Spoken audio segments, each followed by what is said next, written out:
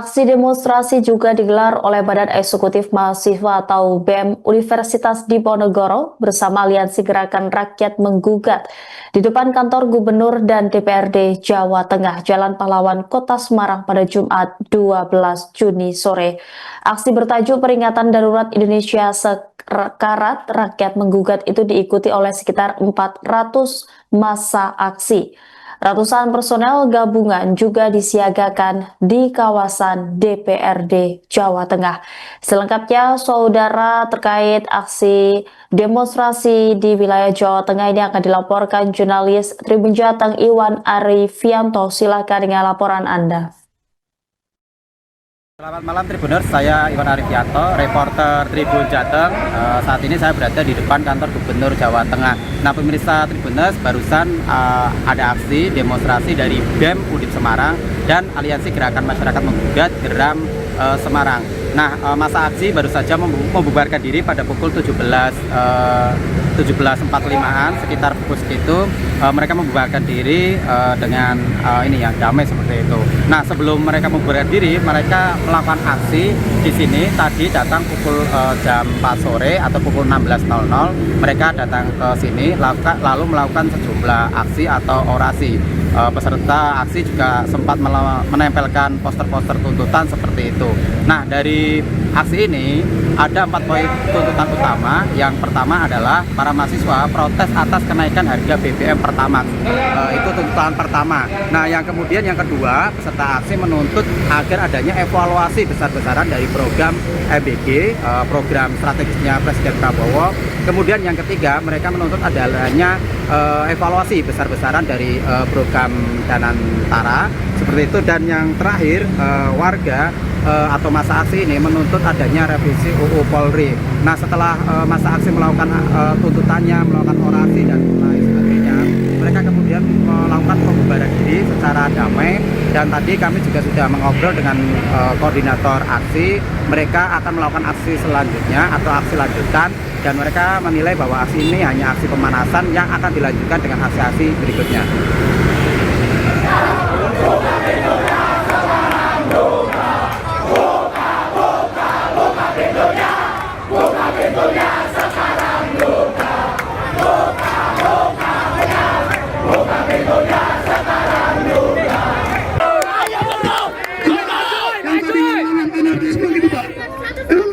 Itu apa sih Pak? Gitu kan? Kalau memang Bapak nggak tahu gitu, sekarang kan udah canggih gitu, udah ada yang namanya teknologi ya gitu. Nah teknologi ini bisa dipakai. Ini kan menjadi sebuah polemik gitu buat kita. Polisi belum tentu membantu masyarakat gitu, apalagi polisi yang tua, gitu kan?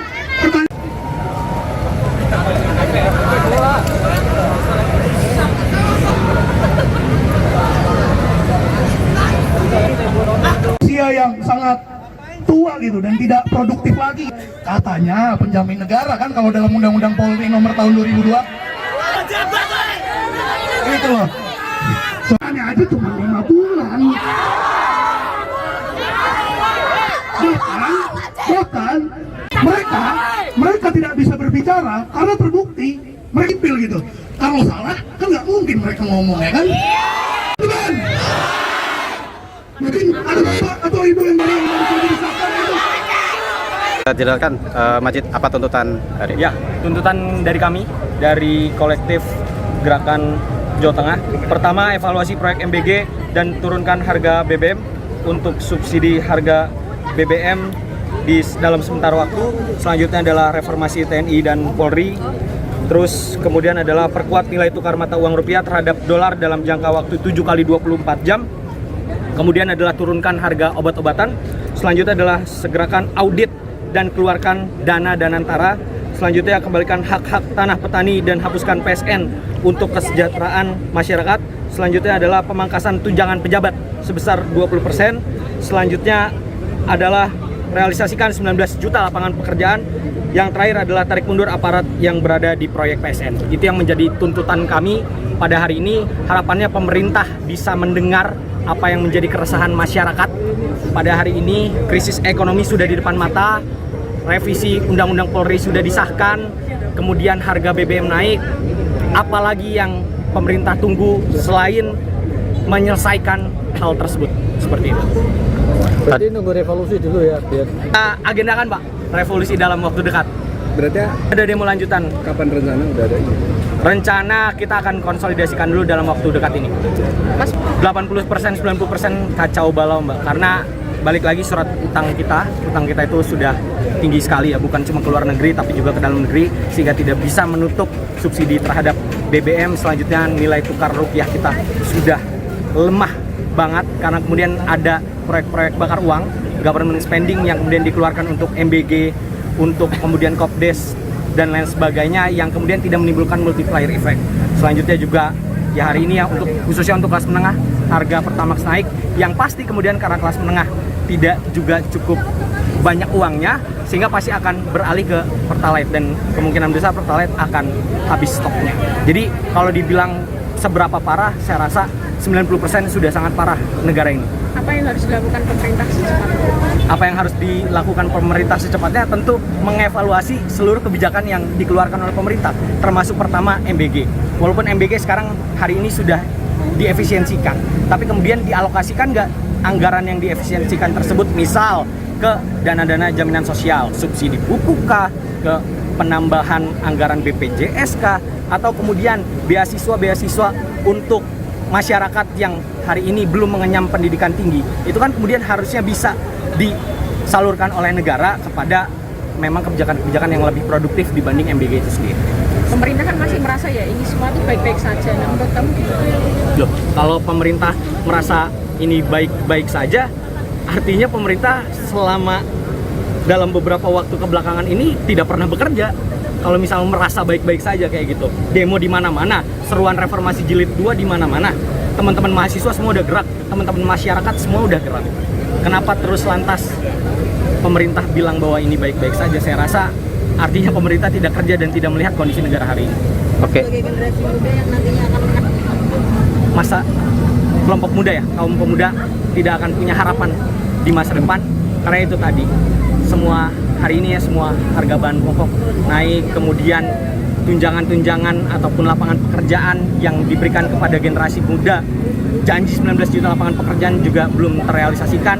Bahkan teman-teman yang hari ini sarjana harus menunggu 1 atau 2 tahun dulu untuk bisa bekerja. Terus upah juga per hari cuma naik sekitar 2.000 dan lain sebagainya, per tahun cuma sekitar 700.000 sekian.